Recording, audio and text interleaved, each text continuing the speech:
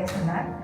அப்ப அந்த பெண்மணி சொன்னாராம், எப்போ ஒரு பெண் உச்சக்கட்ட சந்தோஷத்தை அடைவார்? இந்த கேள்விக்கு நீங்க விடை கொண்டு வாங்க, நான் ஒத்துக்கொள்றேன் அப்படின்னு. மன்னர் என்ன பண்ணுவாரு? ஆஸ் யூஷுவல் அமைச்சரிடம் சென்று கேட்டார். ஒரு வயதான அமைச்சர் சொன்னார், எப்பொழுது ஒரு பெண்மணி அவளுக்கான முடிவை தானே முடிவெடுக்கிறாளோ அப்போது அவள் உச்சகட்ட சந்தோஷத்தை அடைவாள் என்று. இவர் என்ன பண்ணாரு, இவ்வளவுதானா அப்படின்னு சொல்லி போய் அந்த படகொட்டி பெண்மணி கிட்ட சொல்லியிருக்காங்க. அவ வெக்கப்பட்டாள், அன்பு கொண்டாள், மன்னனுக்கு ஓகேன்னு சொல்லிட்டான். ஸோ எப்போ ஒரு பெண்மணி அவளோட முடிவை அவளே எடுக்கிற அந்த தருணம் தான் உச்சக்கட்ட சந்தோஷத்தை அவருக்கு அளிக்கிறது. அப்படிப்பட்ட பெண்மணி, பல சாதனைகளை படைத்த பெண்மணி இன்று நம்முடன் சீஃப் கெஸ்டாக இருக்கிறார்கள். உங்களை பலத்த கரகோஷத்துடன்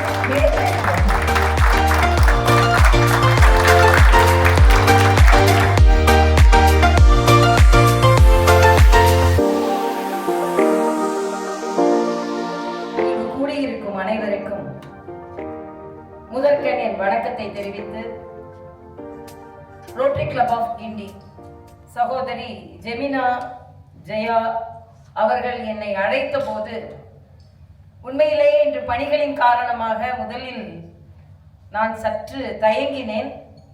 ஆனால் அவர்கள் எனது கணவர் டாக்டர் சவுந்தரராஜனை தொடர்பு கொண்டு என்னை அழைத்த போது மறுக்க முடியாமல் நான் இங்கே வந்திருக்கிறேன். நாமளே முடிவெடுத்தா கூட கணவர் சொன்னால் முடிவை மாற்ற முடியாது என்பதும் இந்திய பெண்களின், தமிழக பெண்களின் ஒரு அன்பால், அதிகாரத்தினால் அல்ல. கணவர் டாக்டர் சவுந்தரராஜன் அப்போ அப்படின்னு சொல்லலை, அவங்களாம் ரொம்ப ஆசைப்படுறாங்கம்மா போறியான்னு கேட்டாங்க. சரி நான் போறேன் அப்படின்னு சொன்னேன். பிரசிடென்டாக இருக்கும் சங்கர் அவர்களுக்கும், ரொட்டேரியன் நந்தகோபால் செக்ரட்டரி அவர்களுக்கும், மற்றும் இங்கே இந்த நிகழ்ச்சியில் கலந்து கொண்டிருக்கின்ற ரொட்டேரியன்கள் அத்தனை பேருக்கும், என் அருமை பத்திரிகை சகோதரர்களுக்கும், காவல்துறை சகோதரர்களுக்கும் எனது வணக்கம். தலைப்பு என்ன அப்படின்னு நான் நேற்று கேட்டேன். அவங்க உங்களுக்கு என்ன தலைப்பு பிடிக்குமோ அதுல பெண்களுக்கு உள்ள தலைப்புல பேசலாம் அப்படின்னு சொன்னாங்க. ஆனால் அதுக்கப்புறம் தலைப்பு அனுப்பியிருந்தாங்க. 2 மாநில ஆளுநராக எப்படி ஆளுமையை செலுத்தினீர்கள், எப்படி நேரத்தை நீங்கள் பகிர்ந்து கொண்டீர்கள், எப்படி இந்த 2ஐயும் நீங்க பேலன்ஸ் செய்தீங்க அப்படின்னு சொன்னா நல்லா இருக்கும் அப்படின்னு சொன்னாங்க. உண்மையிலேயே முதலில் உங்கள் அனைவருக்குமே எனது நன்றியை நான் தெரிவித்துக் கொள்கிறேன். நல்லதொரு படத்தை என்னை பற்றி நீங்கள் காண்பித்ததற்கு எனக்கு மனதார எனது வாழ்த்துக்களை தெரிவித்துக் கொள்கிறேன். இதுல என்னால் தெரிந்தேன் என்று சொல்வதை விட என் அப்பாவை அம்மாவையும் அங்க பார்க்க ஒரு வாய்ப்பை நீங்கள் கொடுத்தீர்கள் என்ற வகையில் எனக்கு மகிழ்ச்சி. குறிப்பாக எனது அம்மா அவர்களை 2 ஆண்டுகளுக்கு முன்னால் நான் கரோனாவில் இழந்து விட்டேன். ஆனா அது எங்க அம்மா, நான் எப்படி கவர்னரா இருந்து ராஜ்பவன்ல அடிக்கடி சொல்வதுண்டு, கவர்னரா எனக்கு விருப்பப்பட்டு இருந்தனா என்பதை விட 2 ஆண்டுகள் எனக்காக உழைத்த, எங்கள் குடும்பத்திற்காக உழைத்த எனது தாயை நான் ராஜ்பவனில் வைத்து 2 ஆண்டுகள் அழகு பார்த்தேன் என்ற வகையில் இந்த கவர்னர் பதவியை நான் மதிக்கிறேன். என்று அரசாங்க பணி இருந்தா கூட தனிப்பட்ட முறையில் நான் பெரிதாக வசதிகளை எல்லாம் விரும்பக்கூடியவள் அல்ல. ஆனால் எனது தாயை நான் அங்கே வைத்து பராமரிக்க முடிந்தது என்ற வகையில் நான் ஒரு நன்றி உணர்ச்சியோடு நான் எனது பொறுப்பை நான் நினைத்துக் கொள்வதுண்டு. அதே போல மரியாதைக்குரிய நமது பாரத பிரதமர் நரேந்திர மோடி அவர்களுக்கும், மரியாதைக்குரிய உள்துறை அமைச்சர் அமித்ஷா அவர்களுக்கும் நான் அப்பொழுது நன்றியை தெரிவித்துக் கொள்கிறேன், நமது பிரசிடென்ட் உட்பட.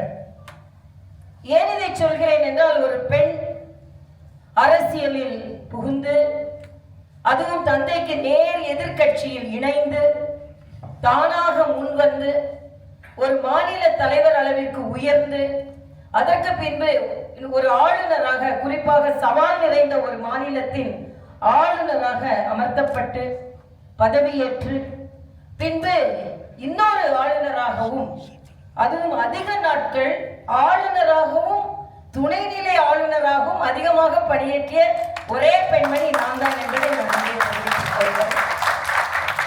இன்று பணியாற்றி இருக்க முடியும். நானே தான் வேண்டாம் வந்தேன். இன்னும் 10 ஆண்டுகள் கூட என்னால் அதே மாதிரி பணியாற்றி இருக்க முடியும். ஏனென்றால் எனது பணி அப்படிப்பட்டது. எனது பணியில் எனது உயர் தலைவர்கள் எல்லாம் மிக திருப்தியாகத்தான் இருந்தார்கள். ஆனால் எனக்கு ஒரு பேஷன் சொல்லுவோம் இல்லையா, அது மக்கள் பணி எனக்கு மிக அதிகமாக விருப்பமுடையதால் நான் இந்த 2 பதவியை விட்டு வந்தேன்.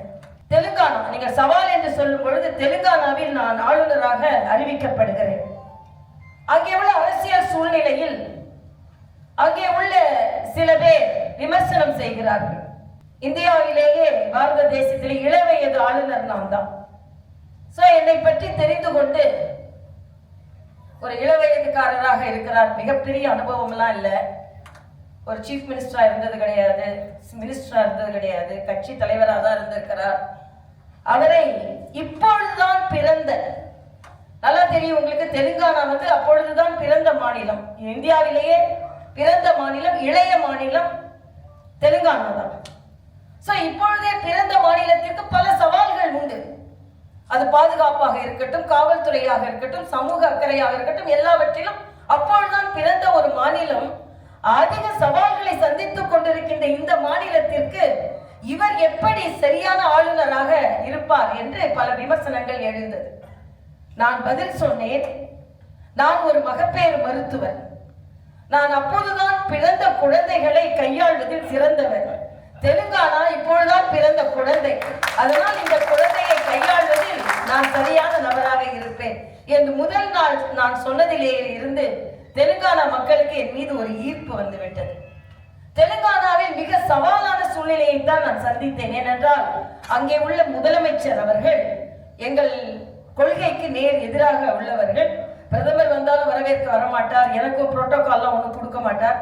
ஆனால் அதை பற்றியெல்லாம் நான் கவலைப்படாமல் எனது ராஜ்பவனை குறுகிய காலத்தில் பத்திரிகைகள் எப்படி எழுதியது என்றால், இது ராஜ்பவன் அல்ல பிரஜாபவன் என்று எழுதியது. பிரஜாபவன் என்றால் மக்களின் பவனம் என்று எழுதியது.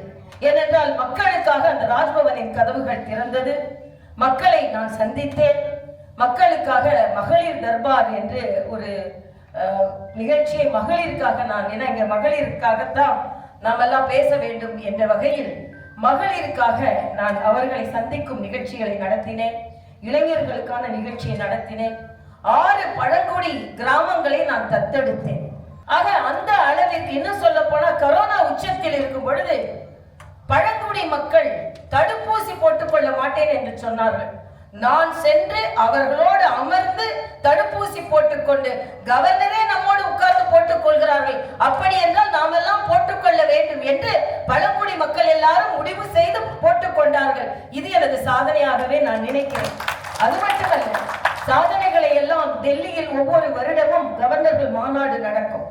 அப்பொழுது சாதனை செய்த கவர்னர்களை பாராட்டி 3 கவர்னர்களை தேர்ந்தெடுத்து அவர்களின் சாதனைகளை இதை போல படம் போட்டு காண்பிக்க சொல்வார்கள்.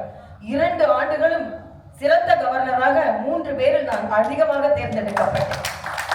எப்பொழுதுமே மக்கள் பணியில் தான் நான் இருந்திருக்கிறேன். இப்படி நான் பணியாற்றி கொண்டிருக்கும் பொழுது எனக்கு கூடுதல் பொறுப்பாக புதுச்சேரியில் இருந்து தகவல், எனது மரியாதைக்குரிய உள்துறை அமைச்சர் புதுச்சேரிக்கு செல்ல வேண்டும், நீங்கள் நமது குடியரசு தலைவரின் ஆணை பிறப்பிக்கப்பட்டிருக்கிறது, பிரதமரும் அதை விருப்பத்தோடு உங்களிடம் தெரிவிக்க சொன்னார், அதனால் நீங்கள் புதுச்சேரி ஆளுநராக கூடுதல் பொறுப்போடு செல்ல வேண்டும் என்று எனக்கு அவசரமாக ஒரு தகவல் வந்தது. அதனால் நான் தெலுங்கானாவில் இருந்து புதுச்சேரிக்கு வருகிறேன். உடனே அதே விமர்சனம் செய்பவர்கள் உடனே எழுந்து விமர்சனம் செய்கிறார்கள். சரி, தெலுங்கானாவை கவனித்துக் கொண்டார், கூடுதல் பொறுப்பாக புதுச்சேரியை எப்படி கவனிக்க போகிறார்? உடனே நான் சொன்னேன், நான் மகப்பேறு மருத்துவர், ஒரு குழந்தை பிறந்தாலும் என்னால் கையாள முடியும், 2 குழந்தை பிறந்தாலும் என்னால் கையாள முடியும். ஆக தெலுங்கானா புதுச்சேரி என்ற 2 குழந்தைகளை நான் சிறப்பாகவே கையாளுவேன் என்று சொன்னேன். நான் ராஜினாமா செய்யும் வரை அந்த 2 குழந்தைகளையும் நான் சரியாகவே கையாண்டேன். தமிழ் நன்றாக பேசுகிறீர்களே, தமிழ் கற்றதனால் தமிழ் பேசுகிறீர்களா என்று கேட்பார். இல்லை, தமிழ் என்னை பெற்றதனால் நான் தமிழ் பேசுகிறேன் என்று சொன்னேன். ஆக அந்த தமிழ் எனது உணர்வோடு இருந்ததனால் ஆளுநர்களுக்கு அவர்களின் மொழியிலேயே பதவியேற்கும் வாய்ப்பு பல நேரம் கிடைப்பதில்லை. ஏனென்றால் அவர்கள் மாநிலத்திலே அவர்கள் ஆளுநராக இருக்க முடியாது, அவர்கள் வேறு மாநிலத்திற்கு சென்றுதான் ஆளுநராக இருக்க முடியும். அப்பொழுது என்றால் ஆங்கிலத்தில் தான் மொழி நாம் எடுக்க முடியும். ஆனால் எனது வாழ்நாளில் பாக்கியமாக நம் மொழி பேசும் புதுச்சேரிக்கு துணைநிலை ஆளுநராக பதவியேற்கும் பொழுது முதல் துணைநிலை ஆளுநராக தமிழ் மொழியில் பதவியேற்று நான் எனது தமிழ் மொழிக்கு நான் பெருமை சேர்த்தேன் என்பதை தெரிவித்துக் கொள்கிறேன். அதே போல்தான் கவர்னர் உரையும் ஆங்கிலத்தில் உரையாற்றுவார்கள், அதை மொழிபெயர்ப்பார்கள். ஆனால் புதுச்சேரியில் 3 ஆண்டுகளும் நான் தமிழிலேயே ஆளுநர் உரையை ஆற்றினேன். அந்த வகையில் தமிழுக்கு பெருமை சேர்க்கும் ஒரு வாய்ப்பை ஆண்டவரும் ஆண்டு கொண்டிருப்பவரும் எனக்கு கொடுத்தார்கள். அதாவது ஒரு ஆங்கிலத்தில் ஒரு சொல் எனக்கு ரொம்ப பிடிக்கும். The greatest thing you can give to your loved ones is the more productive life of yours. காலையிலிருந்து மாலை வரை இன்று கூட அதிகாலை 4:30 மணிக்கு எழுந்துகின்ற பழக்கம் எனக்கு உண்டு.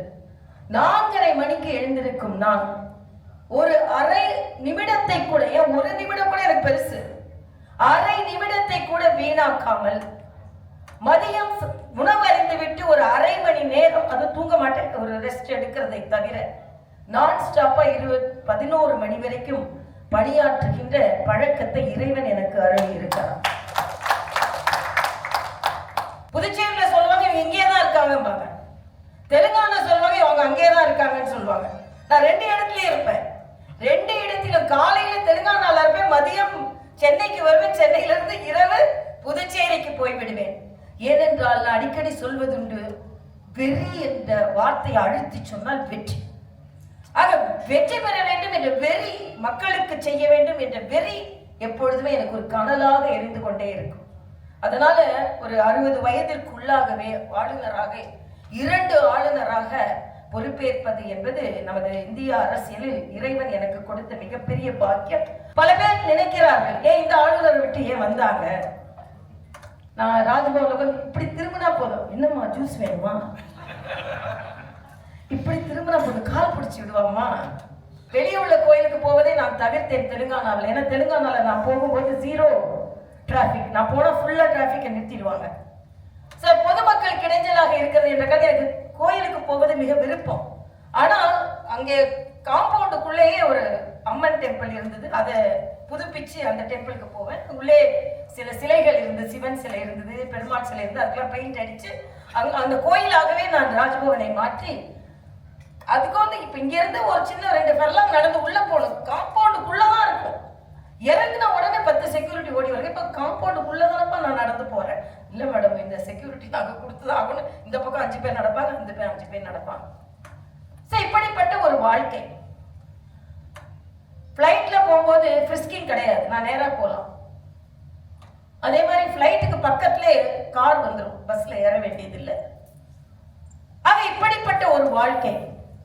இந்த வாழ்க்கையெல்லாம் விட்டுட்டு ஒருவர் வர முடியுமா என்றால் வர முடியும் என்பதை மக்கள் பணியாற்றுகின்ற எனது ஆசை நிரூபித்திருக்கிறது என்பதை சில பேர் கேட்பாங்க, சரி தேர்தலில் தோத்து போயிட்டீங்க, நீங்க ஒருவேளை கவலைப்படுகிறீர்களா அதை விட்டு வந்தேன் என்று. நான் சொன்னேன், இன்னும் இனிமேல் தான் தீவிரமாக மக்கள் பணியாற்ற வேண்டும் என்று வெறி என்னிடம் வருகிறது என்று சொல்லுவேன். இப்போ உங்க பேர் என்ன? ராதா மிக அழகாக ஒரு கதை சொன்னார். முடிவெடுக்கும் திறமை பெண்களுக்கு இருக்க வேண்டும் என்று. அதுல நான் ரொம்ப அழுத்தமான நம்பிக்கை உடையவள். தன்னம்பிக்கை என்பது நிச்சயமாக பெண்களுக்கு இருக்க வேண்டும். எந்த காலத்திலும் அழுதுவிடக் கூடாது. எவ்வளவு துன்பம் வந்தாலும், நான் ஒரு மாநில தலைவராக இருந்திருக்கிறேன், மிக உறுதியான மனம் கொண்டவள் நான்.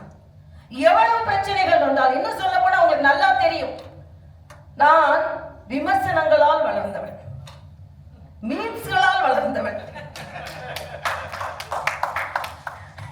நான் நல்லா படிச்சிருக்கேன், நல்ல குடும்ப பின்னணியிலிருந்து வந்திருக்கேன், நல்லா எழுதுவேன், நல்லா பேசுவேன், நல்ல மக்கள் மீது அன்பு கொண்டவள், எப்பொழுதுமே மக்கள் மீது அக்கறை கொண்டவள். இதெல்லாம் சமூகத்திற்கு தெரியல.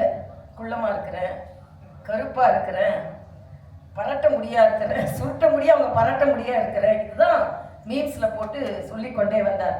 என் மீது வேற எதையும் சொல்ல முடியாது, இவங்க மக்கள் சொல்ல முடியாது, இவங்க ஊழல் செய்தாலும் சொல்ல முடியாது, நான் ஒரு நேர்மையானவள் என்பதை நெஞ்சு நிமிர்த்தி என்னால் சொல்ல இயலும். 2 மாநிலத்திற்கு ஆளுநராக இருந்திருக்கிறேன், ஒரு சின்ன குற்றச்சாட்டு கூட என் மீது வைக்க முடியாது. என்னிடம் ஒரு கோப்பு வருகிறது என்றால் அது நேர்மையான கோப்பாக இருந்தால் கையெழுத்திடுவேன், நேர்மையற்ற கோப்பாக இருந்தால் கையெழுத்திட மாட்டேன். அதனால்தான் எனக்கு தெலுங்கானாவில் முதலமைச்சருக்கும் எனக்கும் சண்டை வந்ததற்கு காரணமே அதுதான். எத்தனை சண்டை வந்தாலும் நான் அடிபணியாதவள். அவரே ஒரு முறை சொல்லி இருக்கிறார், யார் யாரெல்லாமோ பார்த்துட்டு இவங்க சின்னவங்களா தான் இருக்காங்கன்னு பார்த்தீங்களா, ஒண்ணுமே நான் செய்ய முடியவில்லையே. ஏனென்றால் எனது நேர்மை.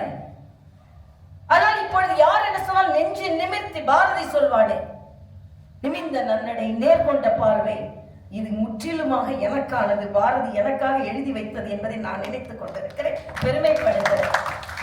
அதனால்தான் 2 மாநில ஆளுநரை ஒரே நிமிடத்தில் ராஜினாமா செய்துவிட்டு அடுத்த நாள் எந்த செக்யூரிட்டியும் கிடையாது, எந்த பணியாட்களும் கிடையாது, எந்த அதிகாரமும் கிடையாது, நான் 2 மாநில முதல்வர்களை வீட்டுக்கு அனுப்பி இருக்கிறேன். 2 மாநில முதல்வர்களை பதவி பிரமாணமும் செய்து வைத்திருக்கிறேன். 4 மாநில முதல்வர்களை பார்த்திருக்கிறேன். நீங்க சொன்னீங்கல்ல, தானாக முடிவெடுக்கும் தன்மை. அந்த தானாக முடிவெடுக்கும் தன்மை பெண்களுக்கு ஒன்று இருக்க வேண்டும். இன்னொரு கவிதை அவர்கள் சொன்ன உடனே எனக்கு ஞாபகத்திற்கு ஒரு காதலன் காதலியும் சந்திக்கிறார்கள். காதலி கேட்கிறாள், நான் என்ன சொன்னாலும் செய்வியா? என்ன சொன்னாலும் செய்வேன். உட்கார் என்று சொன்னால் உட்கார்வியா? உட்காருவேன். நில் என்று சொன்னால் நிற்பாயா? நிற்பேன். ஓடு என்று சொன்னால் ஓடுவாயா? ஓடுவேன். உடனே இவன் நினைத்தான், இப்படி எல்லாம் சொன்னால் அவள் நம்மை ஏற்றுக்கொள்வாள் என்று நினைத்தான். எல்லாம் செய்கிறேன், என்னை ஏற்றுக்கொள்வாயா என்று அவன் கேட்கிறான். உன்னை ஏற்றுக்கொள்ள மாட்டேன், எனக்கு வேண்டியவன் அன்பானவன், அடிமை அல்ல. ஆக பெண்களுக்கு அப்படிப்பட்ட முடிவெடுக்க தன்மை. ஏன் மீம்ஸ் பத்தி சொன்னா, ஒரு நாள் ஒரு ஃபிளைட்ல ஒரு தம்பி கூட நான் வந்தேன். ஏப்பா அவன் சொன்னான், மெட்ராஸ் மீம்ஸ் சார்ந்தவன் நான் சொன்னான். தம்பி, ஏப்பா என்ன மாத்திரம் இப்படி போட்டு கலாய்க்கிறீங்க அப்படின்னு கேட்டேன். சொன்னான், இல்லக்கா உங்களை போட்டா நிறைய லைக்ஸ் அப்படி வருது, அதனால எங்களுக்கு காசு வருது அப்படின்னு சொன்னான். இப்போ காசு வருதாப்பா? அப்ப சரிப்பா போட்டுக்கப்பா, என்னால உங்களுக்கு காசு வருதுன்னா போட்டுக்கோங்க தம்பி அப்படின்னா. உடனே அவனுக்கு கொஞ்சம் ஒரு மாதிரி ஆயிடுச்சு, என்னக்கா இப்படி சொல்றீங்க அப்படின்னு சொன்னான். சொன்னேன், இல்லப்பா எனக்கு கஷ்டம் இருக்காது, என்னை குள்ளமானவர்கள் என்று எழுதுகிறீர்கள், ஆனால் எனது திறமையில் நான் உயரமானவள் தெரியுமா உங்களுக்கு அப்படின்னு சொன்னேன். என்னை கருப்பு என்று எழுதுகிறீர்கள், நான் ஒரு நேர்மையான மருத்துவ அதிகாரியாக இருந்து என்கிட்ட இருக்கிற கொஞ்ச நஞ்ச பணமும் நான் மருத்துவத்துறையில் சம்பாதித்தது, எனது கோட்டும் ஒயிட்டு என் நோட்டும் ஒயிட்டுப்பா, நான் கருப்பா இருக்கா, கருப்பு பணம் என்னோட இல்லப்பா அப்படின்னு சொன்னேன். அப்பதான் சொன்னாங்க, சுருட்டையா இருக்கு பரட்டை பரட்டைன்னு சொல்றீங்க, அதனால நான் பலவே யாரோட பணத்தையும் நான் சுருட்டலப்பா, என்னோட முடிவெல்லாம் சுருட்டா இருக்கலாம் அப்படின்னு நான் சொன்னேன். அவங்க என் தன்னம்பிக்கை குலைக்க வேண்டும் என்று நினைத்தார்கள். ஆனால் அடிக்க அடிக்க அடிக்க எழும் பந்து போல அவர்கள் மீம்ஸ் போட போட போட நான் உயர்ந்து கொண்டே போனேன் என்பதைத்தான் நான் தெரிவித்துக் கொள்கிறேன். பாரதியார் தேவை அழுபவர்கள் தான் மாற்றுத்திறனாளிகள், மாற்றுத்திறனாளிகள் உண்மையிலே மாற்றுத்திறனாளிகள் அல்ல. அதனால்தான் நான் பெண்களிடம் ஒன்று சொல்வது, எந்த காரணத்திற்கும் எந்த சூழ்நிலையிலும் அழாதீர்கள். ஏன்னா ஆண்களை விட பெண்களுக்கு கண்ணீர் புல புல புல புல வந்துடும். முன்ன அதிகாரி திட்டினாலோ பிரச்சனைகள் வந்தாலும், ஆனா அழுதுட்டீங்கன்னா நீங்கள் அவ்வளவுதான், நீங்கள் பலவீனமானவர்களாக ஆகிவிடுகிறீர்கள். எவ்வளவுதான் அடிக்க அடிக்க அடிக்க உறுதியாக நிற்கும் பொழுது நீங்கள் பலம் பெற்றவர்களாக மாறுவீர்கள். எனக்கு ஒரு பழக்கம் உண்டு, எவ்வளவு உயரத்துக்கு போனாலும் எனக்கு குடும்ப பாசம் கொஞ்சம் அதிகம். நீங்கள் இல்லத்து அரசியாக இருந்தால் மட்டும்தான் நாட்டுக்கு அரசியாக இருக்கும். ஒரு எம்எல்ஏட்ட ஒருத்தர் கேட்டார், ஒரு இளைஞர் கேட்கிறாரு, எனக்கு ஒரு வேலை வாங்கி கொடுங்க அப்படின்னு. அவரு சொல்றாரு, எனக்கு வேலை கிடைக்காதனால தான் நானே அரசியலுக்கு வந்தேன். நான் அப்படி இல்லை, 2 கிளினிக் வச்சிருந்தேன், 8 ஹாஸ்பிட்டல்ல கன்சல்டண்டா போனேன், ஒரு மருத்துவக் கல்லூரியில துணை பேராசிரியரா இருந்தேன். எனது வாழ்க்கையில மிக மிக முக்கிய முடிவுகள் எல்லாம் மிக கடுமையான முடிவுகளை எடுத்திருக்கிறேன். இன்னைக்கு எல்லாரும் ஆளுநர் ஆத்துட்டு எப்படி இதை விட்டுட்டு இவங்க வந்தாங்கன்னா, இதே போல முடிவுகள் எடுத்திருக்கிறேன். எல்லா முடிவுகளும் வெற்றிகரமான முடிவுகளாகத்தான் இருந்திருக்கிறது. சென்சனை மட்டும் என்னை தேர்ந்தெடுத்து விட்டது வருங்காலத்தில் வெற்றி பெறலாம் என்று நான் நம்புகிறேன். இந்தியாவிலேயே ஃபீட்டல் தெரப்பியில் 2வது படித்த மருத்துவர் நான். இந்தியாவிலேயே ஃபீட்டல் தெரப்பின்னா குழந்தைகள் வயிற்றில் இருக்கும் பொழுதே அவர்களுக்கு குறைபாடு இருந்தால் அதை நீக்கக்கூடிய மிக உயரிய படிப்பு. அந்த படிப்பை நான் படித்திருக்கிறேன். எனக்கு சில நேரம் கஷ்டமா இருக்குது, தம்பிங்கெல்லாம் மீம்ஸ் போட்டு ட்விட்டர்ல உனக்கு என்ன தெரியும், நீ என்ன அது போன உனக்கு என்னன்னா, நான் எப்படிப்பட்ட ஆளுன்னு உங்களுக்கு என்னப்பா தெரியும். கன்னியாகுமரி டு காஷ்மீர் வரைக்கும் பேஷண்ட்ஸ் எனக்கு வருவாங்க. 2 மணி ஆகும் எனது கிளினிக் மூடுறதுக்கு. 2 கிளினிக் வச்சிருந்தேன், ஒன்னு ஐஸ் ஹவுஸ் கிட்ட கோடம்பாக்கத்துல, இன்னொன்று பாண்டிச்சேரி கெஸ்ட் ஹவுஸ் கிட்ட ராமசாமி சாலையில. 2 கிளினிக்கும் மூடிட்டேன், எல்லா மருத்துவமனைக்கும் போவதை நிறுத்திட்டேன். உன்னை இதே மாதிரி ஒரு கடுமையான முடிவு தான். உன்னை எல்லாரும் சொன்னாங்க, எப்படி இவ்வளவு மருத்துவராக திடீர்னு இல்லை, நான் அரசியலில் தீவிரமாக பணியாற்றப் போகிறேன் என்ற முழுமையான அரசியலில் நான் என்னை ஈடுபடுத்திக் கொண்டேன். சாதாரண தொண்டனாக இணைந்த நான் ஒரு மாநில தலைவராக உயர்ந்தேன். அதனால் அந்த முடிவு அப்பொழுது தவறாக தெரிந்தாலும் பின்பு சரியான முடிவு.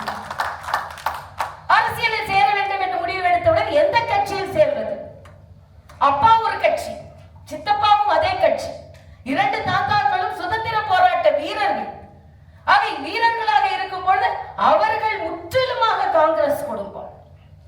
எங்கள் தாத்தா அந்த காலத்திலேயே நூற்பாலை வைத்திருந்தார்கள்.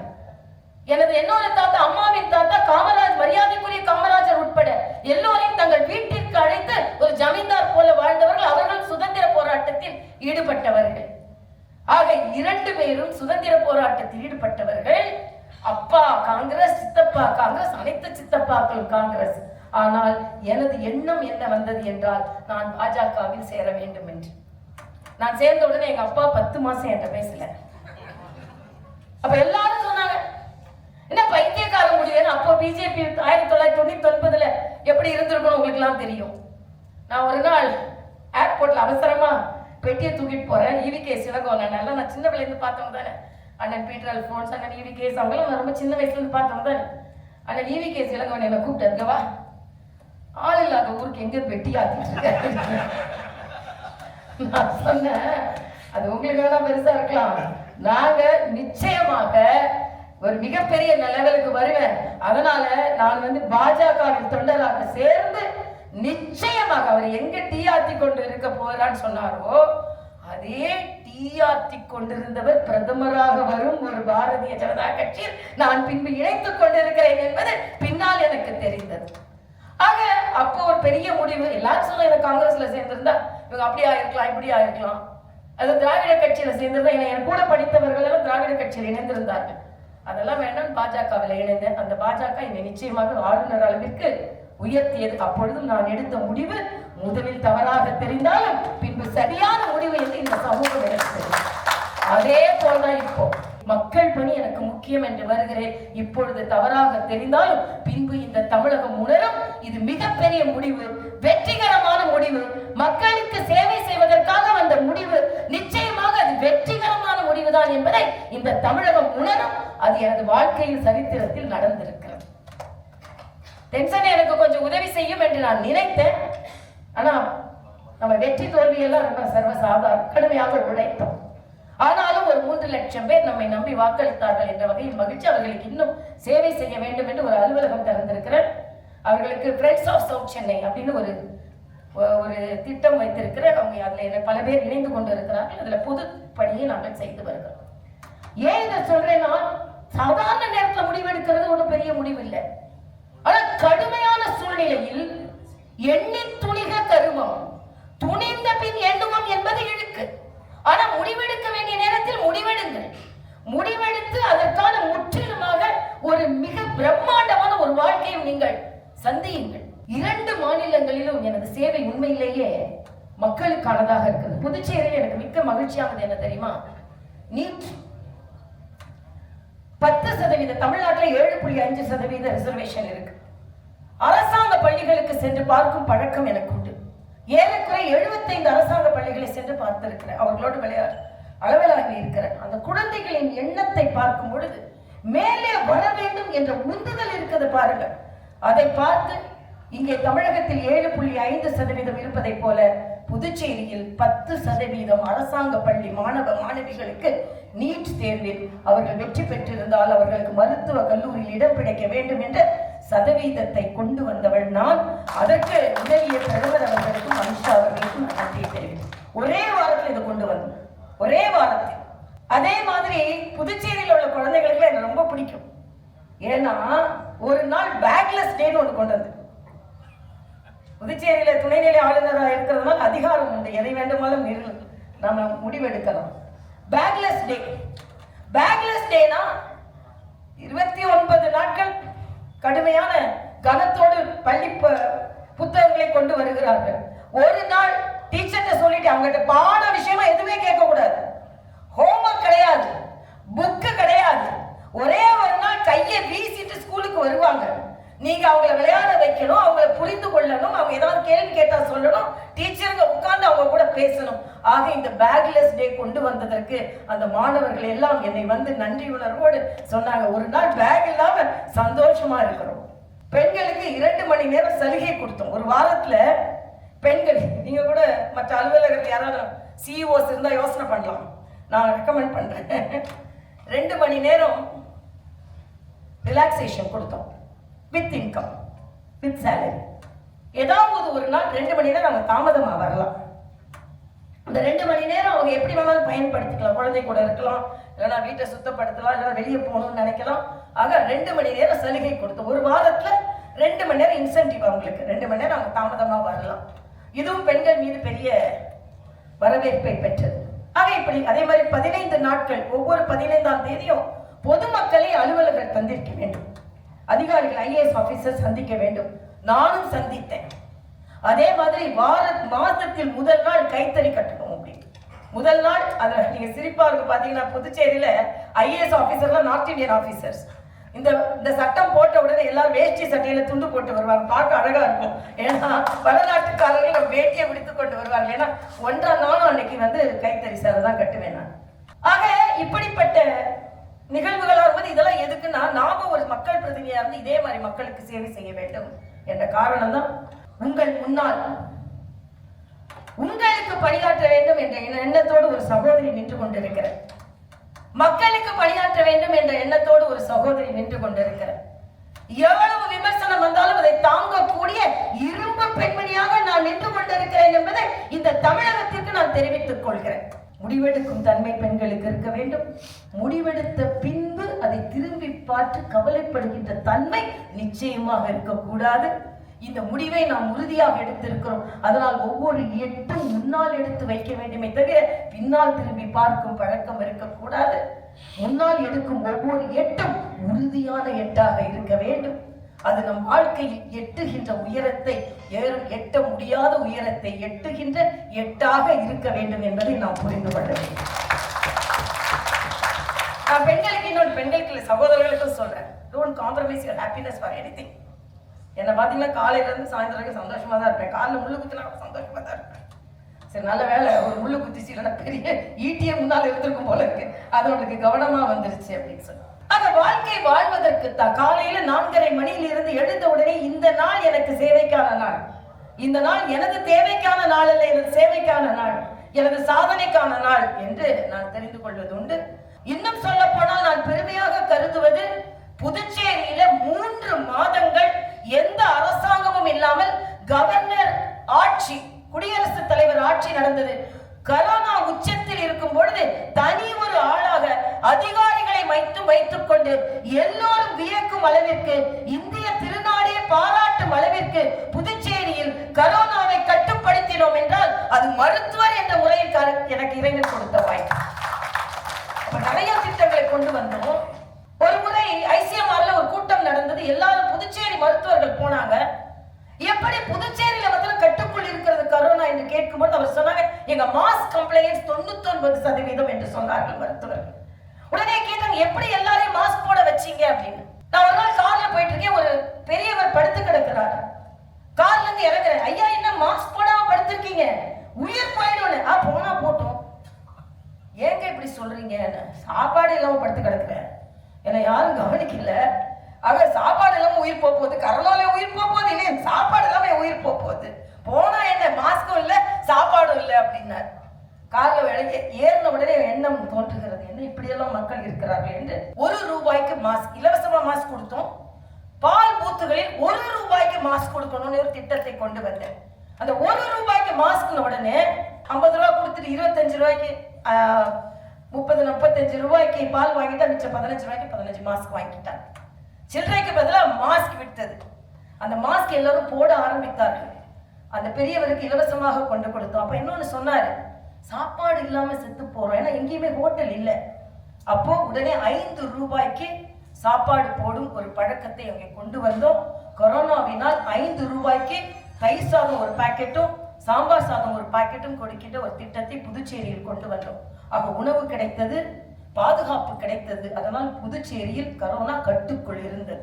இதை நான் பெருமையாக சொன்னேன், என்றால் மக்கள் சொல்லிக்கொள்ளும். அது மட்டும் இல்ல, பல்ஸ் ஆக்சிமீட்டர் நமக்கு நல்லா தெரியும். பல்ஸ் ஆக்சிமீட்டர் போட்டாதான் நம்மளுக்கு வந்து ஆக்சிஜன் என்னன்னு தெரியும். ஆக எல்லாரையும் ஆஸ்பத்திரியில் அட்மிட் பண்ண முடியாது. ஆக அவர்களுக்கு வீட்டில் தனிமைப்படுத்தி நம்ம கொடுத்தோம். அப்ப அவங்க என்ன சொல்லுவோம்னா, உங்க ஆக்சிஜன் லெவல் குறைஞ்சதுன்னா நீங்க மருத்துவமனைக்கு வாங்கன்னு சொல்லுவோம். அப்ப அவங்களுக்கு ஆக்சிஜன் லெவல் எப்படி தெரியும்? பல்ஸ் ஆக்சிமீட்டர் போடணும். பல்ஸ் ஆக்சிமீட்டர் 2500 ரூபாய், எல்லா நாளையும் வாங்க முடியாது. அப்போ ஒரு ஏழை தாய் சொன்னா எனக்கு ஆக்சிஜன் குறைஞ்சது எப்படிமா தெரியும்? உடனே எனக்கு ஒரு யோசனை வந்தது. எனக்கு திடீர்னு சின்ன வயசுல நம்ம பள்ளியில படிக்கும் போது பென்சில் ரப்பர் ஷார்ப்னர்லாம் எடுத்துட்டு வரணும்னு சொல்லுவாங்க. ஒரு பெட்டியில போட்டுக்குவாங்க. நம்ம உட்கார்ந்து உடனே பென்சிலை போட்டுக்கிட்டே போவாங்க. யார் பென்சிலா கூட இருக்கலாம், ரப்பர் போட்டுக்கிட்டே போவாங்க. திடீர்னு எனக்கு என்ன தோணுச்சுன்னா 2000 பல்ஸ் ஆக்சிமீட்டரை வாங்கினேன். பல்ஸ் ஆக்சிமீட்டர் பேங்கை உருவாக்கினேன். யாரெல்லாம் வீட்டுல ஐசோலேஷன் இருக்காங்களோ அவங்களுக்கு அந்த பல்ஸ் ஆக்சிமீட்டர் அரசாங்கம் இலவசமாக கொடுத்தது. அதை அவர்கள் பயன்படுத்திவிட்டு மீண்டும் திருப்பி கொடுத்தார்கள். ஆக பல்ஸ் ஆக்சிமீட்டர் பேங்க் முதலாக புதுச்சேரியில் ஆரம்பிக்கப்பட்டது. அது மட்டும் இல்ல, ஆக்சிஜனேட்டர் அப்படிதான். ஆக்சிஜனேட்டர் நம்ம வச்சா ஆக்சிஜன் வேணும், வீட்டுல வைக்கணும். ஆக்சிஜனேட்டர் ஒரு 2 லட்சம் ரூபாய். இது எப்படி அவங்க வாங்குவாங்க? ஆக்சிஜனேட்டர் பேங்க் ஒன்று உருவாக்கணும். ஒரு 30 ஆக்சிஜனேட்டர் ஹாஸ்பிட்டல் வச்சுட்டு யாருக்கெல்லாம் ஆக்சிஜன் குறைஞ்சதோ வீட்டுல அந்த ஆக்சிஜனேட்டரை கொடுத்துட்டு திருப்பி வாங்கி கொண்டோம். ஆக ஆக்சிஜனேட்டர் பேங்க்கும் உருவாக்கணும். ஆக இதையெல்லாம் ஒரு மருத்துவர் என்ற முறையில் என்னால் செய்ய முடிந்து புதுச்சேரியில் ஒரு தனிப்பட்ட முறையில் கரோனாவை கட்டுப்படுத்த முடிந்தது. ஏன் இதை சொல்றேன்னா, என்னை போன்றவர்கள் எல்லாம் கையில் வாய்ப்பு இருந்தது என்றால் மக்களுக்காக எப்படி பயன்படுத்தி இருக்கிறோம் என்பதை நான் இங்கே தெரிவித்துக் கொள்கிறேன். நடுவில் பிபி கிட் போட்டு மருத்துவமனைக்கு சென்று பார்த்த முதல் ஆளுநர் நான் தான். எல்லாரும் சொன்னாங்க. நான் திடீர்னு தெலுங்கானால 40 மருத்துவர்கள் ஒரே நாள் அட்மிட் ஆயிட்டாங்க. மருத்துவர்கள் ஸ்ட்ரைக் பண்ணிட்டாங்க. எங்களுக்கு மாத்திரம் பாதுகாப்பு இல்லை, நாங்க மட்டும் ஏன் கரோனால சாகணும்? 40 மருத்துவர்கள் ஒரே நேரத்தில் கரோனா வந்துருச்சு ஸ்ட்ரைக் பண்ண உடனே நான் பிபி கிட்ட உடனே நான் அடுத்த நாள் எங்க அதிகாரிகள்கிட்ட சொல்றேன், நான் நாளைக்கு மருத்துவமனைக்கு போகணும். அதிகாரிகள் பதறுகிறார்கள். என்ன மேடம், கரோனா உச்சத்துல இருக்கு, மருத்துவமனைக்கு போகணும் என்று சொல்கிறீர்கள்? இல்ல, பிபி கிட்ட நான் போட்டுட்டு போறேன். பிபி கிட்டை போட்டுவிட்டு மருத்துவமனைக்கு போகிறேன். அங்கே அனுமதிக்கப்பட்ட அனைத்து மருத்துவர்களையும் பார்க்கிறேன். நான் இருக்கிறேன் என்று சொன்னவுடன் அவர்கள் மருத்துவ வேலை நிறுத்தத்தை அவர்கள் விலக்கி கொண்டார்கள். ஏனென்றால் ஆளுநர் வந்து நமக்கு பாதுகாப்பாக இருக்கிறார் என்று சொன்ன உடனே. இது ஏன் சொல்கிறேன் என்றால், முடிவெடுக்க வேண்டும், அந்த முடிவில் உறுதியாக இருக்க வேண்டும். நாம் எதற்காக முடிவெடுத்தோம் அந்த பணியை சிறப்பாக செய்ய வேண்டும். அந்த பணியை சிறப்பாக செய்யும் பொழுது மற்றவர்களும் மகிழ வேண்டும், நாமும் மகிழ வேண்டும். இது ரொம்ப முக்கியம். சொல்வதை செய்து செய்து பார்த்து பார்த்து பார்த்து மகிழ வேண்டும். ஆக மகிழ்ச்சி எதற்காகவும் தொலைத்து விடாதீர்கள். எல்லாவற்றிற்கும் முக்கியமாக ரோட்டரி கிளப்பை நான் ஏன் பாராட்டுறேன்னா, உயிர்காற்று என்ற ஒரு திட்டத்தை கொண்டு வந்தோம். அப்ப நான் அரசாங்கம் இல்லை, அதனால என்னால பினான்ஸை உடனே டிசைட் பண்ண முடியாது. ஆனா ஆக்சிஜன் பெட் தேவையா இருந்தது. அதனால ஒரு பெட் ஒரு ஆக்சிஜன் 12,000 ரூபாய். எங்க 12,000 ரூபாய் கொடுத்தா அரசாங்க மருத்துவமனையில் ஒரு ஆக்சிஜன் ஒரு பெட்டும் நாங்க தயார் செய்யணும். இதில் அதிகமாக ஆக்சிஜன் பெட்டுகளை எனக்கு கொடுத்தது ரோட்டரி கிளப்பை சார்ந்தவர்கள். அதனால் அதே மாதிரி வேக்சினேஷன் மட்டும் ரோடோட அலைஞ்சேன். இவங்க வந்து ஊசி போட சொல்லுவாங்கன்னு கடையை பூட்டினவங்க இருக்காங்க. இன்னொன்று ஒரு மர உச்சியில ஒருத்தர் ஏறிட்டாரு. அது இந்தியா முழுசும் அது வந்து வைரல் ஆச்சு. இவங்க வராங்க ஊசி போட சொல்லுவாங்கன்னு சொல்லிட்டு ஒருத்தர் சொன்னார், ஊசி போட்ட நான் தவளையா மாறிடுவேன் அப்படின்னு. ஒருத்தர் சொன்னாரு, ஊசி போட்டா நான் பிரியாணி சாப்பிட முடியாதமே. ஒருத்தர் சொன்னார், ஊசி போட்டா நான் போட முடியாதாமே, அதனால எனக்கு உடனே ஊசி நான் தேவையில்லை, என்னால போடாம இருக்க முடியாது. நீ எதை வேணாலும் போடு, முதல் ஊசியை போடியா அப்படின்னு சொல்லி ஊசியை போட வச்சு நான் புதுச்சேரிக்கு போகும்போது 8000 ஊசி தடுப்பூசி. நான் புதுச்சேரியில் நான் ஆளுநராக பதவியேற்ற போடப்பட்ட ஊசிகள் 8 லட்சம் ஊசி. 10 லட்சம் பேர் 8 லட்சம் பேர் போட்டிருக்காங்க. ஏன் இதை சொல்கிறேன் என்றால், ஒவ்வொரு நிமிடமும் மக்களுக்காக பணியாற்றும் பொழுது நாம் பலம் பெறுகிறோம். என்னை பொறுத்தவரை நான் வேலை செய்ய நான் பலம் பெறுவேன். இதுதான் எல்லோரிடமும் இருக்கு, பழக்கமாக இருக்க வேண்டும். ஆக நல்லதொரு நிகழ்ச்சி. ரோட்டரி கிளப் அவர்களுக்கு, நிறுவன சங்கத்திற்கு எனது மிகுந்த பாராட்டுகள். ஏனென்றால் நீங்கள் நன்றாக மற்றவர்களுக்கு உதவி செய்து கொண்டிருக்கிறீர்கள். சக்கரம் என்றாலே சுழன்று கொண்டே இருப்பதுதான். அதனால தான் எனக்கு ரோட்டரி கிளப் ஏன் பிடிக்கல, என்னோட சுழன்று கொண்டே இருக்கும் சக்கரத்தை நீங்கள் சின்னமாக வைத்திருப்பதனால் அதற்கும் எனக்கு மகிழ்ச்சியை நான் தெரிவித்துக் கொண்டு, எவ்வளவு தடைகள் வந்தால், பெண்கள் என்றாலே தடைகளை தாண்டித்தான் வர வேண்டும். அதனால தான் நான் புத்தகம் ஒன்றில் ஒரு தொடர் எழுதி கொண்டிருக்கிறேன். அவங்க என்கிட்ட கேட்டாங்க, தலைப்பு என்ன வைக்கலாம்? குமுதம் சிநேகிதியில் ஒரு தொடர் எழுதி கொண்டிருக்கிறேன். அப்போ அந்த ஆசிரியர் என்னிடம் கேட்டார், என்ன தலைப்பு வைக்கலாம்? ஆளுநர் என்று வைக்கலாமா, அரசியல்வாதி என்று வைக்கலாமா, தடைகளை தாண்டியவர்னு வைக்கலாமா? நான் சொன்னேன், தடைகளை தகர்த்த தலைமைன்னு வைங்க. தாண்டினா கூட அது அப்படியே தான் இருக்கும், தகர்த்து விட்டு செல்ல வேண்டும். ஆனால் தடைகளை தகர்த்த தலைமைன்னு வைங்கன்னு சொன்னேன். அதனால தடைகளை தகர்ப்போம், எந்த சூழ்நிலையிலும் மகிழ்ச்சியை தொலைக்காமல் இருப்போம், உழைப்போம், உயர்வோம், மற்றவர்களை உயர்த்துவோம். நன்றி. எல்லாருக்கும் ஒரு டேக் ஹோம் மெசேஜ் இருக்கும். எனக்கு எல்லாரும் நம்புங்க, பார்ன் வித் பொட்டன்ஷியல் அற்புதமான ஒரு விஷயமா இருந்தது. வேலை செய்ய செய்ய எனக்கு பலம் வந்துகிட்டே இருக்குன்னாங்க. அது ஒரு சூப்பரான விஷயம். Don't compromise. I decided to be happy today. That's it. Nothing can change. நான் பாருங்க, அது ஒரு ஸ்ட்ராங்கான மெசேஜ் நான் ஃபீல் பண்றேன். பிளஸ் வெற்றி தோல்வி என்னை பாதிக்காதுன்னாங்க. ஒரே ஒரு கம்பராமாயணத்துல கைகை சொல்லிடுறாங்க ராமன்ட்ட, நீ இல்லப்பா அரசன் இல்லைன்ட்டாராங்க. அப்ப அவருடைய ரியாக்ஷன் எப்படி இருக்குன்றத கம்பன் எழுதுறாரு. இப்பொழுது எம்முனரால் இயம்புவதற்கு எளிதோ, யாரும் செப்ப அருகுணத்து ராமன் திருமுக செவ்வி நோக்கின் ஒப்பதே முன்பு பின்பு அவ்வாசகம் உணர கேட்ட அப்பொழுது அலர்ந்த செந்தாமரையும் வென்றதமான்றான். என்னன்னா அவன் அந்த பேச்சு கேட்டோடனே முன்னாடி எப்படி இருந்தாலும் ஒரு சலசலப்பு இல்லையா ராமனுக்கு. அந்த இது நீ இல்லடா ராஜானு கூட அந்த சலசலப்பு இல்லையா, மலர்ந்த செந்தாமரை போல இருந்ததான்.